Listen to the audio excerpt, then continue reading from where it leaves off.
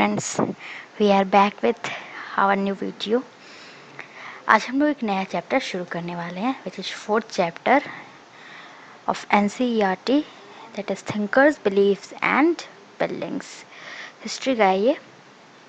उस चैप्टर में बेसिकली हम लोग सांची और बुद्धिज़्म और जैनिज़्म के कुछ आइडियोलॉजीज़ के बारे में पढ़ेंगे। फिर और हम लोग को देखने को ये भी मिलेगा कि सांची अभी तक एग्जिस्ट कर रहा है, वहीं अमरावती जो कि बहुत अच्छा स्तूप था वो कैसे उसका डिक्लाइन होना, पतन होना शुरू हो गया, फिर कैसे सांची बचा रह गया, ये सब कारण हम लोग देखेंगे और कुछ अच्छी बातें सीखेंगे। So let us start the chapter. Timeline इस चैप्टर का वही है, मैंने कहा था 3 चैप्टर्स का लगातार वही रहेगा, that is approx 600 BCE to 600 CE इसका टाइमलाइन है इस चैप्टर का, approx 600 BCE to 600 CE। Now chapter को स्टार्ट करते हैं। शाहजहाँ बेगम, शाहजहाँ बेगम कौन थी? वो नवाब थी भोपाल की, जो कि रूल की कितना साल, फ्रॉम 1868 टू 1961, इतने साल तक इन्होंने राज किया। अप्रॉक्स कह सकते हैं 93 ईयर, हाँ 93 ईयर कह सकते हैं, इन्होंने उतना राज किया। रूलर थी ये भोपाल की। इनका बहुत बड़ा हाथ रहा है सांची को बचाने में। सांची अभी भी जो है वो इनके बहुत बड़े, इनके बदौलत है। तो हम लोग आगे पढ़ेंगे कैसे हुआ था। फिर नाउ ग्रेट स्तूपा सो सांची, वो भोपाल में स्थित है, सबको पता है, भोपाल मध्य प्रदेश में। लेकिन भोपाल के कहाँ, भोपाल में एक गांव है कनकखेरा, कनकखेरा।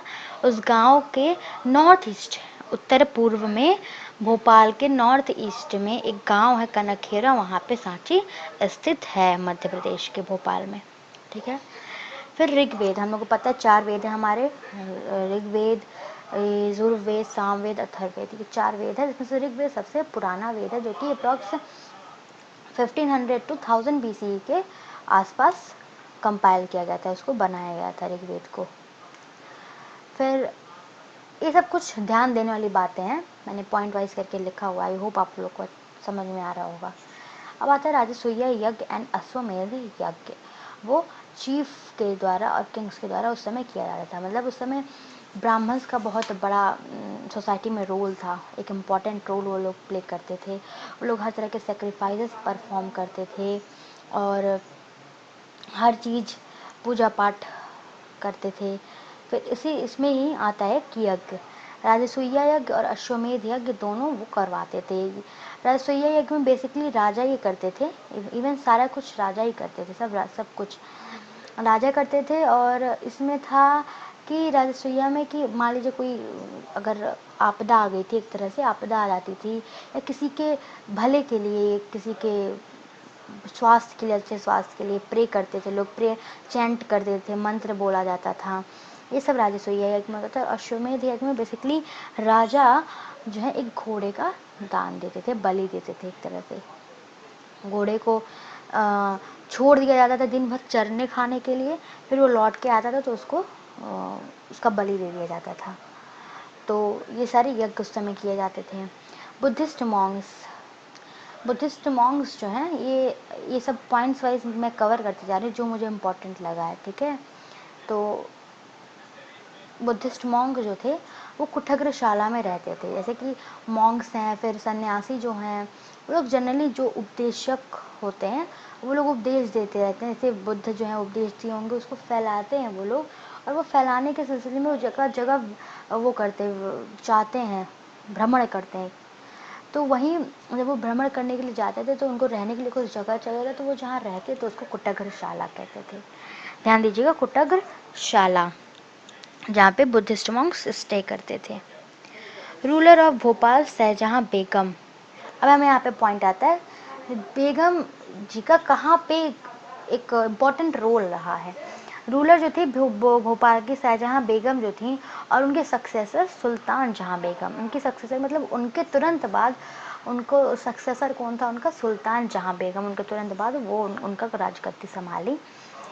उन्होंने क्या किया, प्रिजर्वेशन एंशियंट साइट के, जहाँ वो भोपाल के जितने भी एंशियंट साइट्स थे उनको प्रिजर्व करने के लिए इन्होंने मनी दिए। अब क्या हुआ था, उस समय की बात है कि 19th सेंचुरी की बात है, यूरोपियंस जो है ना, सांची के स्तूपा बहुत ही एक तरह से अच्छा हम लोग का धरोहर है वो एक तरह से, तो लोग उसको देखने में बहुत इंटरेस्ट रखते हैं, तो उसको सांची में बहुत इंटरेस्ट रखते थे जो यूरोपियंस थे। और जो फ्रेंच थे वो शाहजहाँ बेगम की परमिशन लिए कि क्या हम लोग जो सांची का जो ईस्टर्न गेट है वो एक तरह से एकदम जर्जर हो चुका था, तो हम लोग इसको ले जा सकते हैं और हम लोग उसको ले जाके अपने फ्रांस के म्यूज़ियम में रखेंगे, म्यूज़ियम में। और उनके साथ साथ कुछ और इंग्लिश मैन भी थे, कुछ और कह सकते हैं अंग्रेज थे जो चाहते थे कि हम लोग भी लेके जाए, कुछ ना कुछ लेके जाए सांची का, और अपने यहाँ पे प्लेस करेंगे कि हाँ देखो इतना सुंदर है, दिखाएंगे म्यूज़ियम में। फ्रेंच एंड इंग्लिश जो थे दोनों लोग वो सेटिस्फाइड हो गए, उनको बेगम ने कहा, बेगम ने क्या कहा कि आप लोग इसको ले जाने के बजाय आप लोग क्या कर लीजिए, इसका एक सेम टू सेम इसका एक वो कास्ट तैयार कर लीजिए, प्लास्टर कास्ट कॉपी इसका, जैसे गेट का जैसे एक डमी जैसे डमी होती है ना किसी का, सेम टू सेम उसका बन जाता है उसी पुतला, उसी प्रकार उन्होंने कहा कि उस गेट का भी आप सेम टू सेम हूबहू कॉपी बनवा लीजिए, प्लास्टर करवा के उसका कास्ट बनवा के तैयार कर लीजिए और वो अपने आप साथ आप ले जाइए, लेकिन हाँ इसका जो असली है उसे हम नहीं ले जाने देंगे। तो इस बात पे वो लोग राजी हो गए, जो फ्रेंच थे और इंग्लिश थे वो इस बात पे राजी हो गए। तो इसमें इनका बहुत बड़ा रोल रहा किसका, शाहजहाँ बेगम का। हम लोग ने देखा, हम लोग आगे पढ़ने वाले हैं कि ऐसे कितने राजा थे ना जिनके कारण आज कितनी बड़ी बड़ी अमरावती जैसी इतनी अच्छी अच्छी साइट्स नहीं रही हैं, वो सब हम लोग आगे डिस्कस करेंगे, इसलिए बहुत अच्छा चैप्टर है ये। फिर उसमें शाहजहाँ बेगम और उनके जो सक्सेसर थे सुल्तान जहाँ बेगम, वो लोग जॉन मार्शल, जो हम लोग उनको हड़प्पा में सबसे पहले खोज, या तो उन्होंने कहा था कि हड़प्पा एक नया सिविलाइजेशन खोजा है, वही वाले जॉन मार्शल। हाँ, उन्होंने क्या किया, एक उनको उसमें लिख रहे थे वॉल्यूम, एक की तरह की किताब लिख रहे थे, उनको इन्होंने रहने के लिए एक तरह से गेस्ट हाउस प्रोवाइड करवाया। वो लोग एक तरह, और वो जो वॉल्यूम लिख रहे थे, वो जो किताब लिख रहे थे, वो इन्हीं को डेडिकेटेड थी, किनको, बेगम को। तो देख सकते हैं हम लोग कि कितना इन लोग जो हैं एक तरह से कोऑपरेट करके एक दूसरे के साथ रह रहे हैं, और इन लोग के कारण ही आज सांची है। और जॉन मार्शल जो थे उनको एक गेस्ट हाउस प्रोवाइड कराया गया कि जहाँ पे वो रह सकें और लिख सकें, और उन्होंने म्यूज़ियम यहाँ वहाँ पे म्यूज़ियम बनाने का भी फंड दिया और पैसे दिए कि म्यूज़ियम भी वहाँ पे बने। तो ये सब रोल था किसका, सुल्तान जहाँ बेगम, उनकी सक्सेसर थी सुल्तान जहाँ बेगम, शाहजहाँ बेगम उनके सक्सेसर सुल्तान जहाँ बेगम का ये रोल रहा और सांची को बचाने में और डेवलपमेंट में। अब जो है, अब हम लोग आएंगे दूसरे टॉपिक पे, ये है कि कुछ वो थे फिलोसफर्स, ऐसे ईरान के फिलोसफर थे ज़राशुत्र ईरान के फिलोसफर थे, कॉन्गजी चाइना के थे, सोक्रेट्स, प्लेटो एंड अरिस्टोटले, ये लोगों का नाम तो कॉमन है, सबने सुना होगा, ग्रीस के थे। महावीर और गौतम बुद्ध जो थे वो एक यहाँ इंडिया से थे, वो फर्स्ट मिलेनियम, पहले मिलेनियम में, 1000 वर्ष मिलियन को कहते हैं, मिड में, उसके मध्यम में ये लोग का एमरजेंस होता है। ये सब फिलोसफर थे हर जगह से, तो नेम्स आप लोग याद रखिएगा। ये लोग उन लोग का क्या होता है, उत्पत्ति कह सकते हैं, एमरजेंस होता है इन लोग के इन जैसे फिलोसफर्स का, ज़राथुस्त्र का, कॉन्गजी का, सोक्रेट्स का, फिर बुद्धा का, महावीरा का, कई लोग हैं, ठीक है, इन लोग का एमरजेंस होता है। The Rigveda consistent praise of variety of gods like Agni, Indra and Soma. क्या होता है ऋग्वेद में, अगर कोई पढ़े ऋग्वेद तो उसमें क्या हम लोग को दिखेगा कि उस समय किस भगवान, इंद्र, सोम और अग्नि भगवान, ये 3 भगवान थे, उनका विवरण ऋग्वेद में हम लोग को मिलेगी, उनकी प्रेज, उन लोग की एक तरह से पूरा उन लोग का वही समय के मेन डिटी माने जाते थे, उस समय के मेन डिटी, उनके प्रेज में हम लोग को बहुत ढेर सारी बातें देखने को मिलेंगी, किसमें, ऋग्वेद में। तो ये सारा टॉपिक ख़त्म। अब जो है ये सेकेंड टॉपिक तक ये पूरा, ठीक है, आप लोग एनसीईआरटी देखेंगे तो आपको पता चलेगा, या कोई बुक देखेंगे। अब ये जो है पे बीच में 2 टॉपिक है, फेटलिस्ट और मैटरलिस्ट, ये इंपॉर्टेंट टॉपिक है, यहाँ पे अक्सर ये पूछ लेते हैं 1 नंबर के क्वेश्चन में। तो फैटलिस्ट ऐसे लोग थे ना, जो कि आप लोग पहले पूरा टॉपिक पढ़िएगा। फैटलिस्ट ऐसे लोग थे जो कि बिलीव करते थे कि एवरीथिंग इज प्री डिटरमाइंड, कि हर चीज़ जो है एग्जिस्ट कर रही है वो पहले से निर्धारित है, प्री डिटरमाइंड है। वहीं मैटरलिस्ट इसको नहीं मानते थे कि हर चीज़ प्री डिटरमाइंड है। वो कहते थे कि ह्यूमन 4 चीज़ों में से मिलकर बना हुआ, और वो मरने के बाद वो फिर चारों चीज़ों में मिल जाएगा। 4 चीज़ कौन कौन से? हवा, पानी, आग और गर्मी। ये 4 चीज़ें से मिलकर बना है। और ये फिर वापस उसी में मिल जाएगा। तो ये लोग मेटलिस्ट और फैटलिस्ट में यही अंतर था। अब जो है कंपाइलेशन ऑफ बुद्धिस्ट, और फिर बीच में एक और ये टॉपिक मिलेगा कि बुद्धिस्ट टेक्स्ट जो है उसको तिपितिका कहते हैं। क्या कहते हैं? तिपितिका।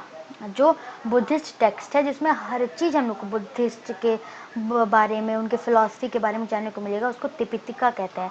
तिपितिका के भी 3 भाग हैं। 3 भाग कौन कौन से? सूत पिताका, विनय पिताका, अभिधम्मा पिताका। कौन कौन सा है? सूत पिताका, विनय पिताका और अभिधम्मा पिताका।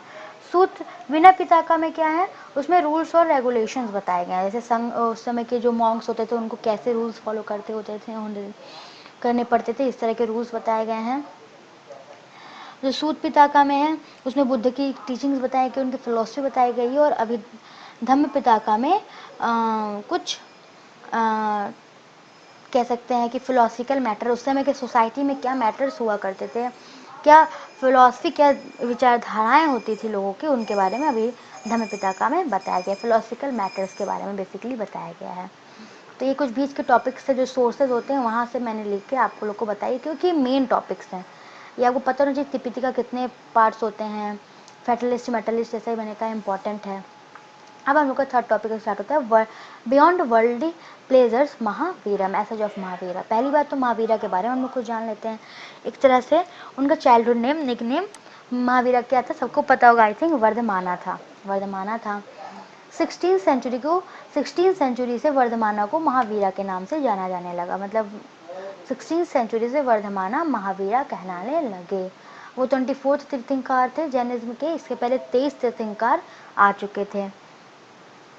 तीर्थंकर कौन होता है? तीर्थंकर ऐसे लोग होते हैं जो कि गाइड करते हैं, लोग मार्गदर्शक होते हैं, जो कि उनको गाइड करें, वो तीर्थंकर होते हैं।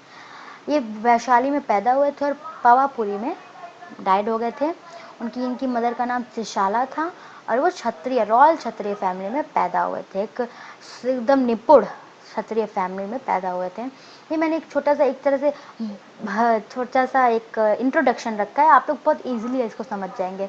पहले हम लोग नेम जानेंगे, फिर इनका कब से दूसरा नेम महावीरा शुरू हुआ। 24वें तीर्थंकर थे, वैशाली में पैदा हुए, डैड हुए पावापुरी में, उनके मदर का नाम त्रिशला था और वो क्षत्रिय फैमिली में पैदा हुए थे, रॉयल क्षत्रिय फैमिली में। ये मैंने इसी टॉपिक से एक और सब टॉपिक बनाया, मैसेज ऑफ महावीरा। मतलब मैसेज क्या था जैनिज्म का। जैनिज्म क्या मैसेज देता था? जैनिज्म ये कहता था कि वर्ल्ड एनिमेटेड है। एनिमेटेड क्या है? वर्ल्ड जो है वो पूरी तरह से एनिमेटेड है, पूरी तरह से ये एनिमेट बनावटी है वर्ल्ड जो है। ये अहिंसा को मानते थे, हिंसा को नहीं, हमेशा शांति अहिंसा को विश्वास रखने वाले थे। ये कहते थे कि जो भी बर्थ और रिबर्थ का चीज़, जैसे कि पुनर्जन्म वाला किस्सा होता है, जन्म वाला किस्सा होता है, ये सब कर्म से होता है। अगर हम लोग अच्छा कर्म करेंगे तो हम लोग का उसी हिसाब से हमको फल मिलेगा, उसी हिसाब से हम लोग का पुनर्जन्म होगा, चाहे वो मनुष्य में हो, चाहे वो किसी जीव प्राणी में हो। ये इनका कहना है, हम अपने मन से कुछ नहीं कह रहे। ये ऐसे इन लोग का मानना था कि हर चीज़ कर्म के ऊपर डिपेंड करता है। उन्होंने कहा कि हम लोग को अगर कर्म के साइकिल से छुटकारा पाना है, मतलब ये वर्ल्डली लाइफ से छुटकारा पाना है, तो हम लोग को एसेस्टिज्म और पेनेंसी, एसेस्टिज्म मतलब संन्यास धारण करना पड़ेगा, मठवासी बनना पड़ेगा। ठीक है, हम लोग पूरा संन्यास, ये जो दुनिया है उससे पूरा संन्यास ले लें और मठवासी हो जाए, मठ में रहने लगे। ये सब से हम लोग को कर्म के ये जो चक्र है, कर्म का चक्र है जो चलता रहता है, उससे हम लोग को छुटकारा मिल जाएगा। उन्होंने कहा अगर हम लोग को मोक्ष की प्राप्ति चाहिए तो हम लोग को मोनेस्टिक एग्जिस्टेंस, मतलब हम लोग को वैराग्य धारण करना पड़ेगा। हम लोग को पूरा दुनिया जो है उससे वैराग्य लेके अपना अकेले सन्यासी बनना पड़ेगा। बेसिकली सन्यासी इनका मेन था। कि सेलिब्रेशन मोक्ष प्राप्ति हो तो हम लोग को वैराग्य धारण करना पड़ेगा ही पड़ेगा, उनका ये मानना था। आई होप आप लोग को अच्छे समझ में आ रहा हो। इसका मैंने एक और सब टॉपिक बनाया, rules to become Jain monks. Jain monks बनने में 5 हम लोग के रूल्स लेने पड़ेंगे। वो क्या था, मैंने ये सब मिक्स किया है, लेकिन आप ऐसे लिखेंगे तो आपको एग्जैक्टली समझ में अच्छे से आएगा। तो इनको 5 ऐसे वॉज लेने पड़ते थे। वॉज क्या कि इन लोग को 5 तरह के वादे करने पड़ते थे, शपथ एक तरह से, जैसे प्रेसिडेंट बनते तो शपथ लेते ना, वैसे इनको शपथ लेनी पड़ती थी। क्या कि हम किसी को एब्सटेन बचेंगे, हम लोग किसी का हत्या नहीं करेंगे, जैसे जान कर भी, अगर जानबूझ के भी या अनजाने में भी हम लोग किसी की हत्या नहीं कर सकते, लाइक किसी जीव जंतु की भी नहीं कर सकते। नौ सेकेंड, हम लोग चोरी बिल्कुल नहीं कर सकते। थर्ड वन इज हम लोग झूठ बिल्कुल नहीं बोल सकते। फोर्थ वन इज हम लोग पूरी तरह से ब्रह्मचार्य रहेंगे, कभी एक संसारी दुनिया में नहीं जाएंगे, हम लोग हमेशा ब्रह्मचारी ही रहेंगे। और फिफ्थ वन इज हम लोग किसी प्रकार का प्रॉपर्टी पोजेस नहीं करेंगे, हम लोग के पास किसी प्रकार का प्रॉपर्टी नहीं होना चाहिए, हम लोग सब कुछ त्याग के यहाँ रहने आएंगे। इन लोग का ये मानना था कि हम लोग सब कुछ त्याग देंगे, प्रॉपर्टी वगैरह, उसके बाद हम लोग यहाँ पे आएंगे। जैन स्कॉलर्स जो थे उन्होंने प्रोड्यूस की, जो जैन स्कॉलर्स थे उन्होंने उस समय के कई टेक्स्ट लिखे गए थे, वो प्राकृत, संस्कृत और तमिल भाषा में कई प्रकार के लिटरेचर, कई प्रकार के साहित्य, कई प्रकार की किताबें उस समय इनके द्वारा लिखी गई थी। ये जैन स्कॉलर के द्वारा पता किया गया है। प्राकृत, तमिल और संस्कृत में लिखी गई थी इनकी लिटरेचर या किताबें। नाउ बुद्धा, अब यहाँ पे बुद्धा का शुरू होता है, महावीर का यहीं तक था, मे भी आगे भी होगा, जहाँ जो भी आएगा मैं सब आपको बताऊंगी। बुद्धा और उनका क्वेस्ट फॉर एनलाइटमेंट, मतलब वो एक तरह से एनलाइट हो गए थे, उनको पूरी तरह से जानकारी हो गई थी, बुद्ध महापुरुष कह सकते बन गए थे। बुद्ध मैसेज जो था वो केवल इंडिया तक सीमित नहीं रहा, हम लोग के सब कॉन्टिनेंट उपमहाद्वीप तक सीमित नहीं रहा, वो एशिया, सेंट्रल एशिया के बाहर तक गया, चाइना तक गया, कोरिया तक गया, जापान तक गया, श्रीलंका होते हुए म्यांमार, थाईलैंड, इंडोनेशिया, हम लोग को ये हर जगह इनकी मैसेज फैलाई गई थी, हम लोग को ये मिलेगा। और इवन हम लोग अगर देखें तो चाइना, कोरिया वगैरह में इन लोग के फॉलोअर्स बहुत ज़्यादा हैं हर जगह। बुद्धिस्ट जो बुद्ध को मानने वाले हर जगह रहते हैं इस कंट्री में, चाहे चाइना हो, Korea, Japan, Sri Lanka, Myanmar, Thailand, Indonesia, हर जगह इनका फैला हुआ था। बुद्धा के बारे में हम लोग कुछ पहले जान लें, इनके इन सेम एज उनके जैसे महावीर के जैसे बुद्धा के बारे में पहले जान लें। उन्होंने अभी सबको पता होगा सिद्धार्था, उनके जो पिताजी थे एक तरह चीफ थे, सरदार थे साक्य क्लैन जो है, साक्य समूह होता है, ग्रुप होता है, उसके ही चीफ थे, सरदार थे उनके पिताजी। बुद्धा जो थे वो एकदम राजघराने में रहते थे, पैलेस में, एकदम महलों में। उनके चेरी ऑटर का नाम चन्ना था। चेरी ऑटर का नाम आप कहेंगे क्यों लिखा, बहुत एक तरह से मेन रोल इसका भी है, चन्ना इनके चेरी ऑटर का नेम था। अब इनका एक कहानी ये है ना कि ये अभी तक बाहरी दुनिया नहीं रह गए थे, तो एक दिन क्या हुआ, ये अपने चेरी ऑटर जो घोड़ा चलाता है, रथ चलाता है, उससे कहे चन्ना से कि भाई हमको ले चलो बाहर घुमाओ। वो जो उनको जाना मना था, वो दिन भर पैलेस में रहते थे, इनको हर सुख सुविधाएं पैलेस में दी गई थी। तो उसने क्या किया, इनको लेके गया, तो इन्होंने एक बूढ़े आदमी को देखा, बहुत ही बूढ़ा आदमी को देखा, एक डेड बॉडी देखी, एक बीमार आदमी को देखा, एक एक उनको देखा, एक पंडित जी को देखा, मतलब कि जो कि भिक्षुक को देखा, एग्जैक्टली भिक्षुक को देखा, जो कि अपने में मग्न थे, मेडिटेशन कर रहे थे, और उनकी एज ज़्यादा हो चुकी थी, लेकिन वो एकदम खुश थे। वो अकेले तो थे, लेकिन उनको अकेले रहने में बड़ी खुशी मिलती थी, बहुत शांति मिलती थी, और वो एकदम खुश संपन्न रहते थे। भले वो अकेले हों, क्या कहते हैं, भिक्षुक हों, मेडिटेशन में लगे हों, लेकिन उनके दिमाग एकदम शांत रहता था, पीस उनके पास बहुत था। वहीं उन्होंने जब कॉप्स देखा, डेड बॉडी देखी, बूढ़े आदमी को, बीमार आदमी को देखा, तो इनके दिमाग एकदम इस अभी भी नए नए परिचित हुए थे, तो इनका दिमाग एकदम घूम गया, और एक तरह से कह सकते हैं। और इसके बाद जब इन्होंने इनको भिक्षुक को देखा, तो इन्होंने कहा कि यार ये जो दुनिया है ना, इसका कभी ना कभी इस बॉडी का अंत होगा ही होगा, ठीक है, ये अमर नहीं है। तो उससे इन्होंने डिसाइड किया कि मैं भी एकदम सेम पाथ पर जाऊंगा, मैं भी भिक्षुक बनूंगा, मैं भी इसी रास्ते पे चलूंगा। तो उसके बाद वो तुरंत आते हैं, अपना पैलेस छोड़ देते हैं, इतना राजघराना छोड़ देते हैं, इतना कुछ, और वो किस पे, सत्य की खोज में निकल जाते हैं। किसके खोज में, सत्य की। वो अपने बॉडी को इतना सताते हैं, इतना टॉर्चर करते हैं, तपस्या करते हैं, और एकदम उनकी कभी कभी तो उनकी मृत्यु तक भी आ जाती है, लेकिन वो तब भी तपस्या करते रहते हैं, अपना बॉडी को झेलाते रहते हैं, शरीर को एकदम टॉर्चर करते रहते हैं। उसके बाद कई दिनों के बाद इन्होंने बहुत तपस्या करने के बाद इनको फाइनली एनलाइटमेंट मिलता है, मतलब ये शिक्षित हो जाते हैं, सत्य से शिक्षित परिचित हो जाते हैं, एनलाइटमेंट हो जाते हैं। और इनलाइटमेंट पाने के बाद इनको सिद्धार्था से बुद्धा कहा जाने लगता है। बुद्ध मतलब एक तरह से बुद्धि, जिसके पास ज्ञान हो, उसके लिए इनको बुद्ध कहा जाता है। तो ये पूरी कहानी थी कैसे ये बनी, बहुत अच्छे राजघराने से है। तो मेरे ख्याल से कोई और होता तो नहीं आता, ये बुद्धि थे जो आए सत्य की खोज में। तो ये पैलेस वगैरह छोड़कर ये आए सब कुछ, और ये जो थे ये धम्म जानते हैं, धम्म जो कि अशोका प्लेस करवाते थे। अशोका इनके बहुत बड़े फॉलोअर थे, अशोका। इसके आगे थोड़ा सा विवरण आएगा, हम बताएंगे। धम्म को ये बहुत धम्म मतलब धम्म मतलब होता है सही राह पे चलना, ये इसको बहुत ज़्यादा मानते थे, और इसके फॉलोअर इसको ही वो प्रचार कर रहे थे, प्रसार कर रहे थे, इसको फैला रहे थे धम्म को। और इसका इनका ही एक फॉलोअर अशोका थे, जिन्होंने धम्म हर जगह स्थापित करना शुरू किया। महामत्ता के उससे मदद से एक ऑफिसर थे जो कि धम्म को फैलाते थे। ये सब पूरा हम लोगों ने चैप्टर पे प्रीवियस वीडियोज़ में कवर किया है, सेकेंड चैप्टर में। तो इनका ये धम्म था। तो ये अशोका में एक बात से और जान सकते हैं कि अशोका इनके बहुत बड़े फॉलोअर थे बुद्धिज़्म के। तो फ़िलहाल आज तक के लिए इतना ही चैप्टर, इतना ही टॉपिक। सो इसके आगे हम लोग नेक्स्ट टॉपिक वीडियोज़ में कवर करेंगे। सो आई होप मैंने हर इजी वे अपनाया आपको समझाने के लिए। आई होप आपको अच्छे से समझ में आया हो। सो प्लीज़ सेकेंड वीडियो देखिएगा, आपको और अच्छे से चैप्टर समझ में आएगा। ये चैप्टर अच्छा, बहुत इंटरेस्टिंग है। सो आई होप आप लोग ने आखिरी तक देखा होगा। तो thank you very much for watching my video. Thank you.